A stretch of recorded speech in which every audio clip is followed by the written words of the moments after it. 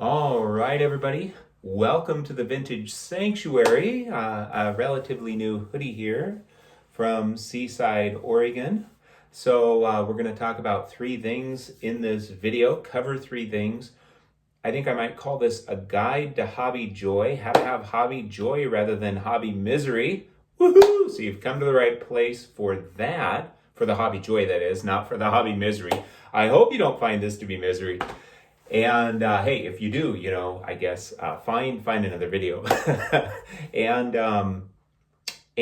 the Christmas tree lamp, it's back. It's back. Some of you have been waiting for it.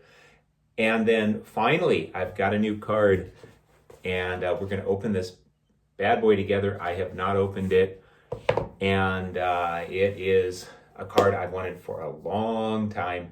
And I've told no one, not even my closest hobby comrades. So you're going to be the first to know. Let me turn this camera around and let's do it. Oh yeah. All right, so you can see the Christmas tree lamp is back. Oh, and neither one of these is the new card, but I brought these out for the holiday season.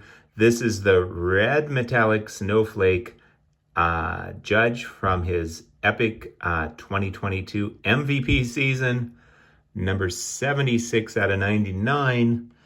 And I also have, I think this is number 73. Let's find out. Yes, it is 73 of 99. So those are just there for your viewing pleasure as we have some talk about hobby joy before we, then move on to ultimately getting to my epic new card. So I am going to risk paraphrasing something out of the Bible here. Philippians 4, verse 8.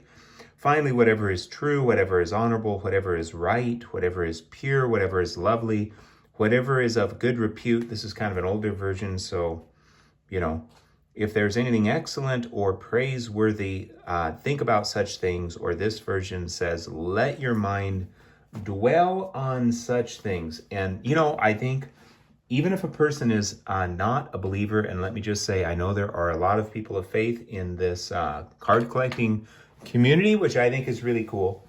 But I want to let everyone know, whether you are a person of faith or not, you're more than welcome here. Happy to call you a hobby brother or sister. I've had good friends that are either atheist or agnostic, even though I'm a person of faith. So, you're welcome here regardless. We don't have to agree to enjoy the hobby together and to appreciate one another. So why did I read that verse? Well, because I think whether a person is a person of faith or not, there's a lot of wisdom in that verse. If we let our mind focus on what is going on in the hobby, the shill bidding, all of the shenanigans, we could just come up with quite a list of things that are frustrating in the hobby. Certainly, I've been frustrated by things, I will admit it. But you know what? This is a wonderful hobby, and if we focus on that which is good about it. Now, I think we should be wise, of course. We need to, watch out so that we don't get taken, so that we don't get bamboozled. So, of course, we can't just stick our head in the sand and pretend like there's no hobby shenanigans going on. We've got to, protect ourselves. We've got to be wise. But I think if we keep our focus on that which is good in the hobby, on, the parts of the hobby that bring us joy. And so what does that look like in terms of card collecting? I think part of it is buying the cards that fit your budget, although sometimes, I like to stretch my budget, or maybe sell or save or trade to get some, I like to get some big cards every once in a while. And by the way, I consider this a big card. Oh yeah, the one that's going to come here at the end of the video. But, just getting cards you enjoy and appreciating them, regardless of their condition. If you want to go high grade, if you want to go low grade, if you want to go high eye appeal, low grade, you want to go low eye appeal, high grade, or you want to go, low eye appeal, low grade, and or not even graded, just ungraded cards. But of course, eye appeal is in the eyes of the beholder. Plenty of people like vintage cards that are vintagey with with stains and wear and all sorts of stuff, and they might actually really enjoy that card, not only because they got to spend a lot less money on it, but also because they just like their vintage cards to be vintagey. After all, it's cardboard that's, 50, 60, 70 years old or older. It's gonna, and these were not meant to be investments at the time. They were, meant to sell tobacco or candy or be played with by kids. So yeah, just embracing however you decide to collect. And of course, we can always change that up. That's fine too. We can change it up a little or a lot. Just enjoy and focus on the good stuff. All right, let's get into the good stuff. So here's the deal. I'm going to go ahead and remove the judges for now. I'm going to give you a clue. My new card is of Rickey Henderson. Now, there's certain players that I like to collect, and one of them is Rickey Henderson. And so I'm going to show you all the Rickey Henderson cards that I have right now, and then, of course, reveal the new one. So at one point, I really got into, there's certain players I like to collect, as I mentioned. One of them is Rickey Henderson, and at one point, I really got into the Tiffany's. I actually completed Rickey Henderson's Tiffany base run, starting with his 84 Topps Tiffany, this one in a mint 9. He was mostly with the Athletics, or at least he was with that team more than any other. I think he was with that team something like 3 times, but he moved around to maybe 9 different teams.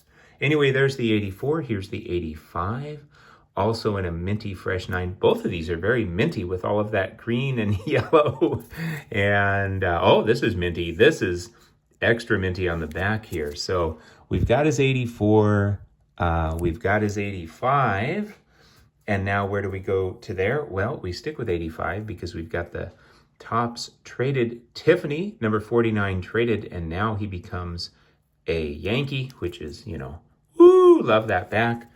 Now he becomes a Yankee, which, everyone should do that if they have the opportunity, for sure.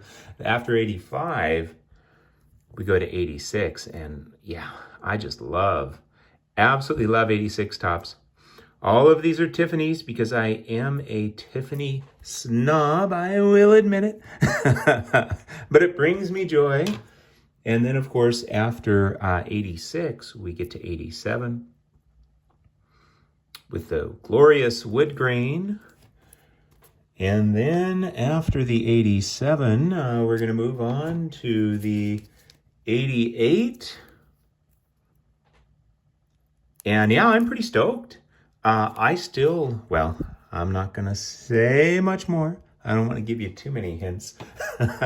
So there's the 88, and here's the 89. 89 Topps, again, a design that just super appeals to me. I just absolutely love it. And here he is as a Yankee. Beautiful, beautiful card. And where do we go from there? Well, we stick with 89, and I really love this card too. I mean, the design, the colors just blows me away. We've got the Topps traded back with the Athletics. Number 48 traded. Check that out.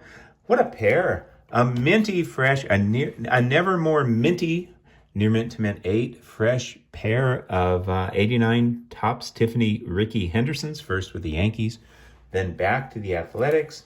And then we go to 1990, where he has this beauty. I will say it took me a little while to warm up to the 1990 Topps design. Shout out to Shane, Shoebox Legends. That's just a little crinkle on the plastic here. All right, we're going to go all out and get that crinkle out of the way. But I really like it. I love it. Generally what happens is I just end up loving more and more card designs over time. But yeah, I love it. And then where do we go from there? Well, this might be my favorite amongst the Tiffany's of Rickey Henderson, the 1991. It's like he's probably stealing a base, or maybe just, getting to a base after batting. But yeah, and I love that 40th anniversary logo. And to me, the colors on this just really, really work. So there we have it. We'll put that there. Oh yeah, so that is my complete, I've got the complete Topps Tiffany Rickey Henderson run. So let's just have a little hobby talk. So what's my goal? What am I trying to do here? Well, when I collect certain players like Rickey Henderson, I guess just I like the idea of getting one card per year or per year in which they played. So I kind of like that idea, and certainly this Tiffany run covers some of those years for Rickey. So there's that. I like that idea, but the more I think about it, I really think it's just about getting the cards that I really like of Rickey Henderson, that I can afford or that I'm willing to pay up for if they're more expensive cards. And they don't have to be expensive. Some of these cards that I showed you, I probably spent like $20 for, others maybe 30, 40, 50. So they don't have to be, mega expensive cards. Some might've been more than that. I could look it up, but, generally I didn't spend too much on these Tiffany's of Rickey Henderson, kind of picked and choosed my spots. But yeah, just kind of collecting the cards of Rickey that I like. There's not a number I'm looking for. I mean, I could end up with 50 right now. If I were to do a count, I'm probably about a dozen roughly. I'd have to count to tell you the exact count, but somewhere around roughly a dozen. And who knows? Who knows where it'll go? Maybe I'll end up with 40 or 50 Rickey cards, and then maybe I'll kind of hone that down to the couple of dozen that I like the most, and maybe, sell or trade the rest to get towards some bigger card, or maybe I'll end up with 100 Rickey Henderson cards and keep them all. I really don't know. Just part of hobby joy, I think, is just really enjoying what you have and not worrying about it. If you keep them, enjoy them. And if you trade them, then enjoy them until you trade or sell them. And then if you trade or sell them and get something else, enjoy that. This isn't going to last forever. We're on this earth for a finite amount of time. As far as I know, we can't take the cards with us. But if we could, boy, wouldn't that be a dilemma? If you could take like 7 cards with you, like which 7 do you take? All right, so as I mentioned, there's certain players that I like to collect. Why? Well, I like players that just did something that was just crazy cool or unique or just kind of outlandish, and I think that Rickey Henderson fits the bill. So let me just read just a little bit about some of the things that Rickey did here.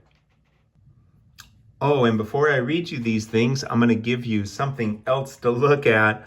Look at this, the 94 Finest. I think I paid like $100 for this a few years ago. And wow, this thing is just, man, so glorious. In an Evermore Minty 8, this is the, second year of Topps Finest and Topps Finest refractor. So we have that Rickey refractor, and then at the same time, even though this is, intended to be a Rickey video, I'll go ahead and show the Bonds as well, because I've got the second year Finest Bonds refractor as well. And oh, what a pair of cards right there. Wow. Yeah. I mean, look at that. That color is just on fire. Whew. All right, so I'll let you look at those while I read some things about Rickey here. By the way, I'm just kind of paraphrasing part of an article from a site called cardboredom.com. And somebody who was collecting the 93 Finest refractor set. And so talking about Rickey Henderson, of course, he is the all-time leader in runs, and he did this as a right-handed hitter, something that becomes more amazing when it's realized that 4 of the next 5 runners up in runs were either switch hitters or batted left-handed, giving them 2 extra strides on the base paths. And then it talks about Rickey's walks. So Barry Bonds is the career walks leader, but Rickey's performance may be more impressive. Bonds' walk total soared to ludicrous heights when he took aim at the single-season home run total, drawing walks of the intentional variety in 27% of his free passes. Pitchers wanted Bonds on base to limit potential damage to their win-loss records.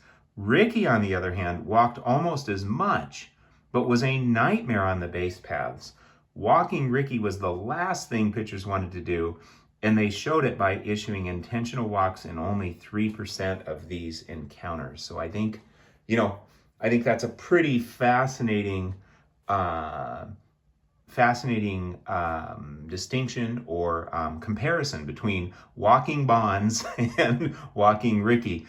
Rickey is second in total walks to Bonds, but they wanted to walk Bonds on purpose in many cases. But Rickey, no, they do not want him on those base paths, and yet he's still second in walks, which is, pretty amazing. And then, of course, he's the stolen base king, both single season and career. So, that's something special, and I think it fits his personality so well. I mean, that's just insane what he did in terms of stolen bases. But perhaps his most impressive stolen base feat would be stealing third base. Stealing third is hard. First of all, you've got to get to second base in order to even be in position to consider stealing third. So there's that. But then the other issue is that when you're trying to steal third, you're directly in the catcher's field of vision, and third plate is a shorter distance. It's 90 feet away from home plate versus second base, which is 127 feet from home plate. That's quite a difference in distance.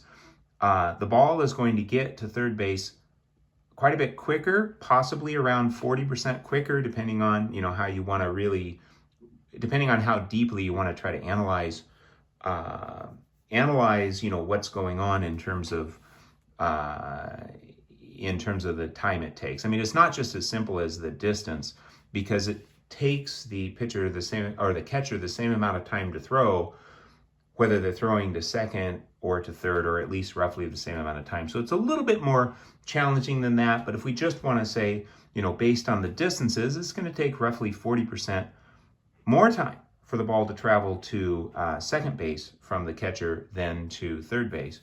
Much tougher to steal third. And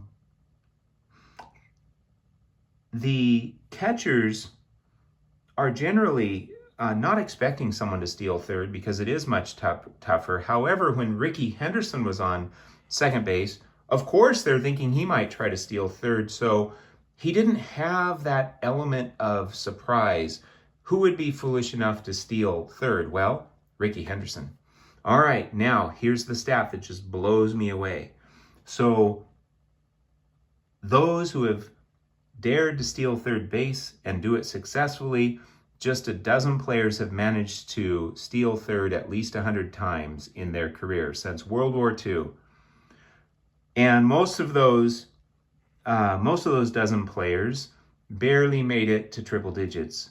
But among the leaders, in second place is Vince Coleman with 189 steals of third. And in third place is Juan Pierre with 133 steals of third. If you add those two numbers together, second and third place, you get 322. And that is exactly the number of times Rickey stole third base. So he stole third base as much as the second and third place ball players did combined. I mean, that's just insane. Think about leading in a category and your total is equal to the total of the second and third place behind you. This guy, so, just, it's ridiculous. It's ludicrous. I do like collecting players that, have just done things that are just so outrageous, or they've just specialized, and they are clearly, Rickey Henderson, clearly the man of steel. All right, let's move this along. So now what? Well, now I want to show you one more. Shout out to my friend Sammy SFI Sports Cards. I need to reach out to him. He hasn't made videos for a long time, but he had this card. I think it was also a Mint 9. He had this card on his channel, and, probably it's been a while, maybe a couple years ago. And we talked about it, and he just absolutely loved this card. So I found a copy and got one for myself. The 95 Select Certified Rickey Henderson Mirror Gold, which is just such an outstanding card. And so it's kind of nice. It's nice to have a Rickey card from 1995. I would like to actually get Rickey's 1995 finest refractor, but I have not successfully done so. Of course, it's a combination of finding one at the right time, at the right price, when I'm ready to buy one, and when the price is reasonable, and when it doesn't just get snapped up. All right, you've waited this long. You've been so patient. So are you ready to see what's in here? Yeah, I know you are. Here's the deal. The deal is that I'll tell you, it's a near mint 7, and I wasn't sure.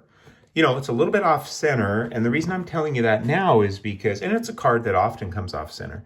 The reason I'm telling you this is not to poo-hoo my own card, but the reason I'm telling you is because to me it relates to the topic of how do we have hobby joy? How do we obtain and maintain hobby joy?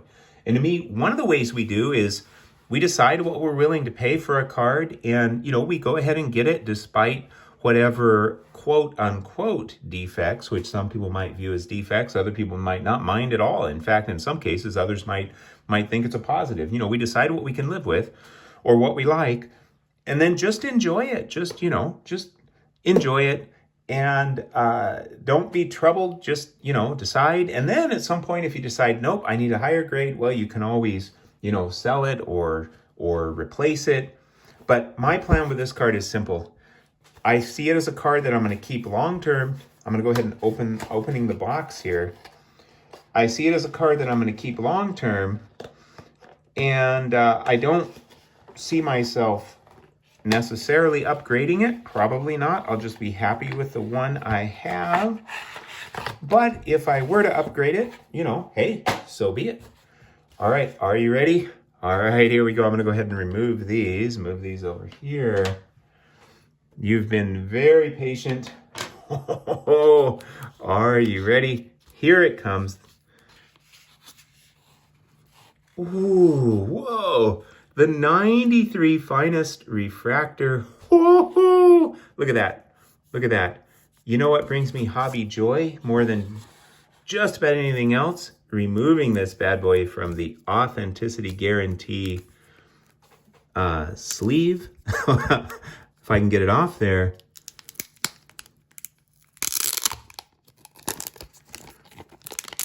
Oh, wow. Oh, wow. Oh, yeah. This is bringing me hobby joy. Look at, oh, man. Woo. Oh, man. Now, I will say one thing about this, too. A bit off center, but one of the reasons I went ahead and chose to get this card is, they're tough. They're darn tough to find.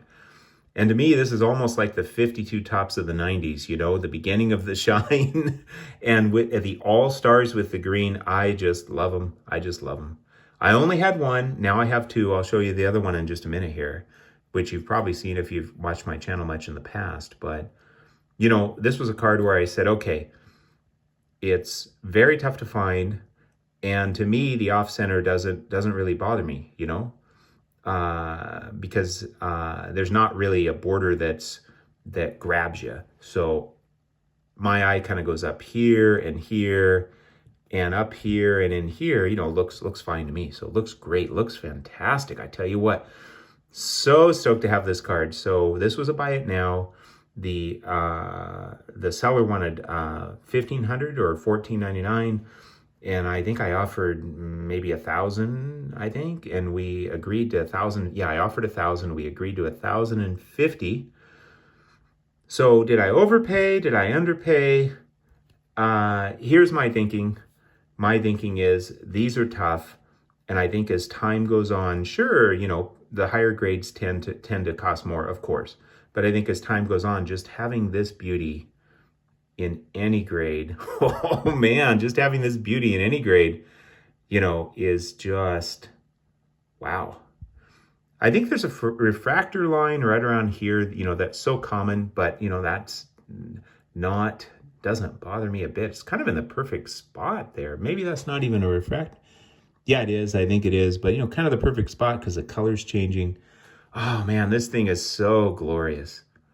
Woo! All right, let me show you my other. Oh, man. You know what? The Guide to Hobby Joy. Get yourself a 93 Finest refractor. Here's the other one. I got it at the National a couple years ago. And that's the Bonds. Now I've doubled. Oh, whoa. Woo. Yeah. So what do I think? Will I get more Finest refractors? Well, you know, I do collect some Yankees, Yankee players, Yankee contributors, mostly vintage, pretty much vintage. I do some modern Aaron Judge. I showed a couple of those early in this video. So, you know, I collect some vintage Yankees, but modern, it's pretty much just select Judge cards. There's certain players I'm collecting. One is Bonds and one is Rickey Henderson. So who else am I collecting that has a refractor in 93 Finest? That would be Nolan Ryan. Well, his refractor, that was his last year, I believe, in the league, is super spendy at 93 Finest. So I don't know, I don't know if that one's going to ever happen. If it doesn't, that's okay. That's part of the Guide to Hobby Joy too, is, there's cards I'd love to get, but if I don't get them, that's all right. I don't have to have them, I mean, I'll enjoy what I do have. So I don't see myself necessarily buying 93 Finest refractors of, let's say, people like Mark McGwire, just because he's just not somebody I collect. So, I mean, but who knows? Who knows? It's also entirely possible that I'll try to get some more 93 Finest refractors, even if it's not a player that I collect, just because I think they're just so absolutely glorious. Especially the ones that were all-stars in the green. Just blow me away. Just blow me away. Oh, man. Woo. All right. Let me turn this around just for a moment. We're going to turn this around again. I'm going to give you some Christmas music. We're going to, kind of end it on the Christmas music. Woo, a Guide to Hobby Joy. Focus on that in the hobby that brings you joy. Focus on, that which is good and wonderful and energizes you and brings you joy. Focus on the cards you have and you can obtain, not the ones you can't. I think it's nice to have to me, there's the unknown is kind of cool too. I didn't know I was going to get that card, but it came along. It was sitting there a long time at 1,500. I made an offer for 1,000, and lo and behold, we ended up with a deal at 1,050. I wasn't going to pay much more than that, so that was pretty close to my limit. I might have went 1,100. I'm not sure, but hey, not knowing what's coming along next, whether it's a relatively inexpensive card or whether it's a comma card. To me, that's part of the joy too. All right. Thank you for sharing in my joy. I hope you had a wonderful and peaceful time in the Vintage Sanctuary.